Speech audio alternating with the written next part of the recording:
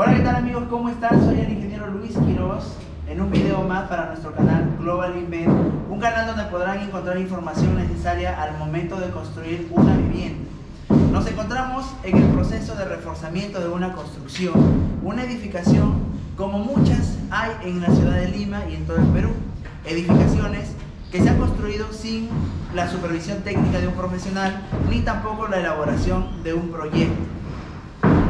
Y no solamente eso, sino que también nuestras normas de construcción cambian a través de los años. Cuando hay un sismo fuerte, usualmente nosotros los ingenieros civiles estudiamos realmente el desempeño de las edificaciones que se construyeron bajo una cierta norma y la mejoramos. Muchas veces se hace un poco más exigente. En ese sentido, una gran cantidad de edificaciones necesitan un reforzamiento estructural. Pero debemos entender que realizar un reforzamiento estructural no es el simple hecho de decir, bueno, acá tengo una columna, la tengo que reemplazar y la voy a dejar en el mismo tamaño. No, realizar un reforzamiento estructural tiene un procedimiento, tiene una cierta cantidad de etapas. Y la primera etapa es la evaluación del estado inicial de mi construcción. ¿Sí? Muy bien, entonces cuando vamos a realizar la evaluación del estado inicial de la construcción, es muy importante determinar cuál es el sistema estructural que tiene mi vivienda. Aquí viene una conversación una discrepancia bien grande entre muchos profesionales, ¿no? Y entre constructores, porque también los constructores conocen un poco sobre los sistemas estructurales. Los dos sistemas que predominan dentro de la vasta cantidad de edificaciones, al menos en la ciudad de Lima, es el sistema estructural aporticado o pórticos de concreto y el sistema estructural de albañilería confinada. ¿Qué cosa es un sistema aporticado? Un sistema aporticado, pues evidentemente, es un sistema en el que tenemos dos columnas y una viga, ¿no? Eso formaría un pórtico. La continuidad de muchas columnas unidas por vigas en ambos sentidos me dará un sistema aporticado y así sucesivamente iremos creciendo en altura. Quiere decir que ante un movimiento sísmico lo que es más importante en nuestra vivienda son básicamente los elementos tipo columna, ¿no? Esos son los elementos que nos van a proteger ante un movimiento sísmico. Ahora, tenemos también otro sistema estructural que es el sistema estructural de albañilería confinada. Este sistema estructural está compuesto por muros portantes, muros que tienen una determinada calidad en la unidad de albañilería. Una unidad de albañilería es un ladrillo, básicamente. Entonces tiene cierta calidad especificada en las normas de construcción y esto al unirse con dos columnas de confinamiento me da un muro portante. Se denomina albañilería confinada. Ahora, para poder identificar uno y otro, tiene que cumplir ciertos requisitos. ¿Cuál es el sistema que exige una mayor cantidad de requisitos? Definitivamente la albañilería confinada. Cuando nosotros tenemos una vivienda de albañilería confinada, tenemos que asegurar que en el sentido largo, por ejemplo, esta construcción tiene un sentido largo, ¿sí? Y un sentido corto. Perpendicularmente, estos dos ejes me van a dar la posición, valga la redundancia, de una dirección Y una dirección X, ¿no? Como si fuera un eje coordenada, ¿no? O un plano cartesiano. En ambos sentidos yo debo tener una longitud mínima de muros acumulada.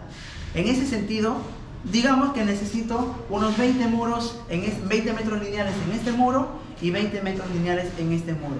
Pero estos muros tienen que estar confinados, o sea, cada muro que sumo, cada metro o cada 2 metros de muro que sumo, tiene que tener sus columnas de confinamiento. Es un poco más exigente porque la gran mayoría de edificaciones solamente tienen una densidad, digamos, aceptable en el sentido largo. En el sentido corto, muy pocas, casi ninguna edificación, al menos para un sismo fuerte, no tenemos esa cantidad mínima de muros.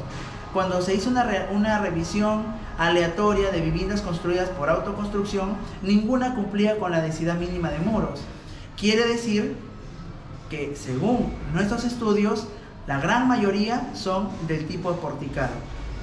El sistema estructural aporticado, por el contrario, es un poco más flexible, es un poco más sencillo de identificar y de evaluar. ¿En qué sentido? En el sentido de que solo las columnas aportan la resistencia que requiero para este sistema estructural. Quiere decir entonces La pregunta, entonces, ingeniero, ¿qué sistema estructural es el que componen la gran mayoría de edificaciones construidas por autoconstrucción?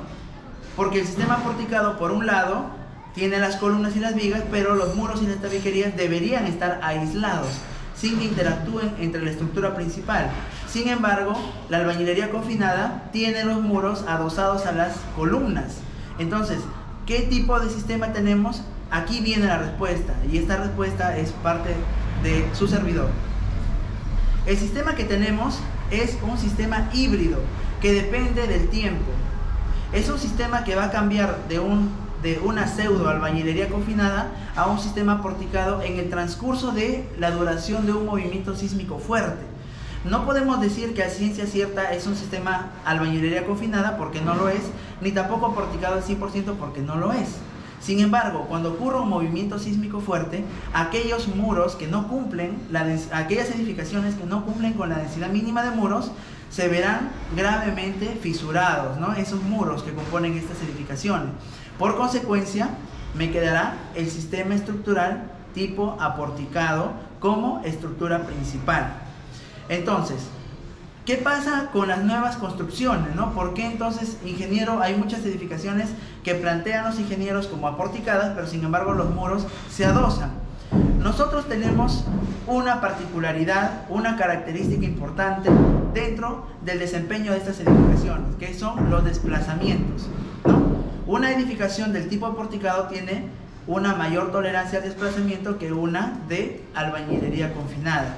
Cuando nosotros tenemos una edificación bien diseñada, que cumpla con las normas, nuestras columnas van a ser robustas definitivamente, o sea, van a tener un tamaño muy diferente a lo que encontramos en la vasta cantidad de edificaciones mal construidas, se puede decir, y que requieren reforzamiento.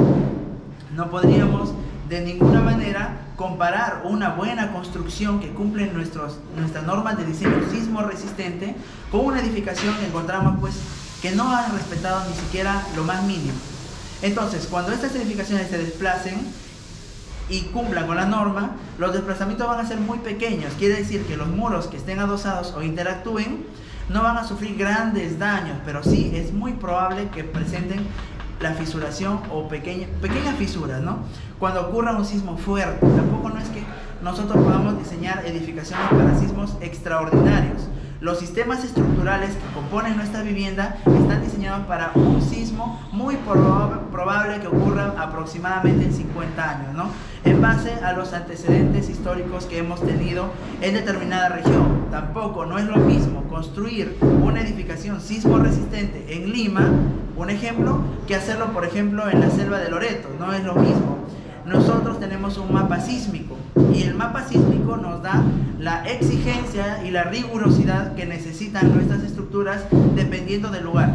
Por eso que ustedes, cuando deseen realizar una construcción, primero el profesional tendrá que delimitar adecuadamente en qué espacio voy a construir para poder plantear la exigencia del sistema estructural que necesito en base al mapa sísmico del Perú.